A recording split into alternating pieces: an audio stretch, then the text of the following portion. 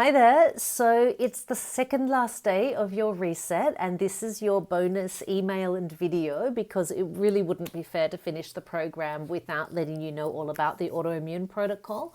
And I also want to let you know what's going to happen in these last couple of days of the reset.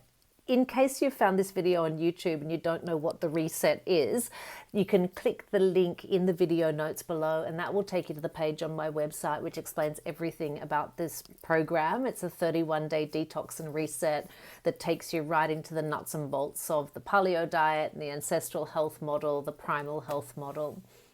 Okay, so yes, for those of you who are getting right to the end of the reset, it's possible now that you're feeling various emotions. You might be a little worried about how to assimilate all of the new information and how to consolidate the new habits, because even though you probably haven't felt so good for years, you know, we get to this point and we can't wait to dive headfirst into a tiramisu.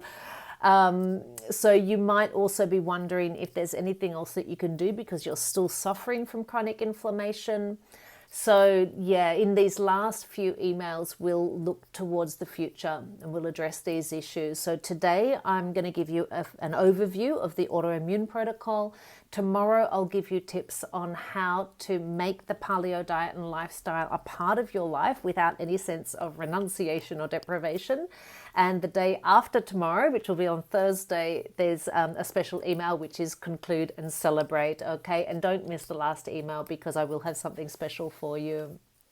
Okay, so onwards to the final days of your Paleo Reset 31. So the autoimmune protocol, you may have already heard of the Paleo autoimmune protocol. It works wonders for people who have been diagnosed with an autoimmune disease, whose immune systems are producing autoantibodies, or people who've been following the paleo recommendations for a while but who are not yet seeing a real tangible decline in inflammation. So for many people, the autoimmune protocol is the key that opens the door to allergies and inflammatory reactions that haven't been resolved through paleo. So there's also a link there in the email for a couple of PDFs that you can, or for a PDF that you can download, which explains the difference between paleo and the AIP. So what is the autoimmune protocol? The autoimmune protocol, or the AIP, is a short-term elimination diet that's based on the paleo diet. So the AIP was designed by the medical scientist Sarah Ballantyne, and Dr. Ballantyne is one of the most respected representatives of the paleo community.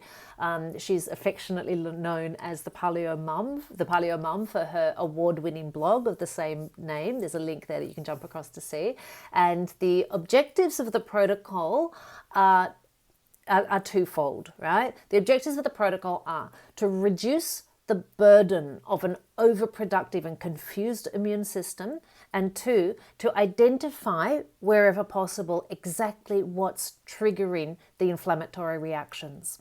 Okay, so the autoimmune protocol is divided into two phases. There's the elimination phase, and then there's the reintroduction phase. So during the elimination phase, all known allergens are eliminated from the diet, nutrient-dense foods are added, and emphasis is placed on sleep, rest, and stress management. So as with the paleo diet, this means eliminating cereals, legumes, refined sugars and sweeteners, industrialized seed oils and trans fats, alcohol, and dairy.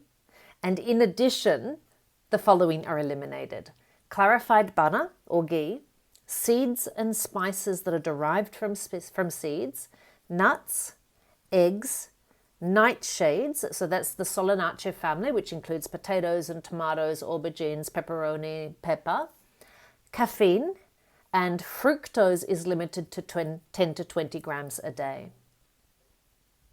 And at the same time, there's an emphasis placed on nutrient-dense foods to support the immune system and healing, such as bone broth, offal, such as liver and kidneys and heart, sardines, salmon, mackerel, and also, it's recommended to take a high-quality omega-3 omega-3 supplement and collagen supplements.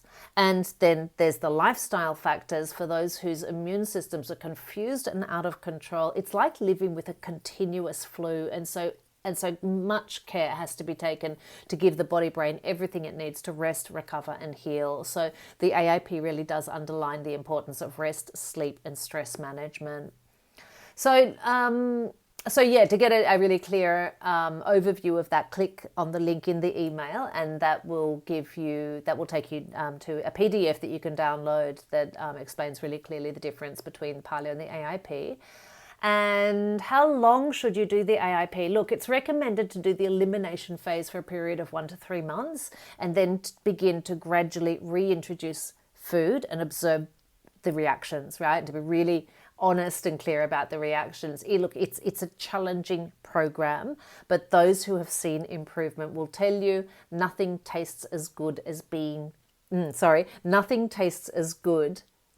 pain-free feels. Yeah, and that is, you just find that if Facebook, for example, there's various AIP support groups which are absolutely brilliant, and you'll hear this repeated over and over again. Nothing tastes as good as being pain-free feels. It's really important to note here that the AIP is intended to be a short-term elimination diet because there's so many different foods that are being eliminated. If the elimination phase continues for too long without reintroductions, you risk denying the body of nutrients that are received through a wider variety of foods.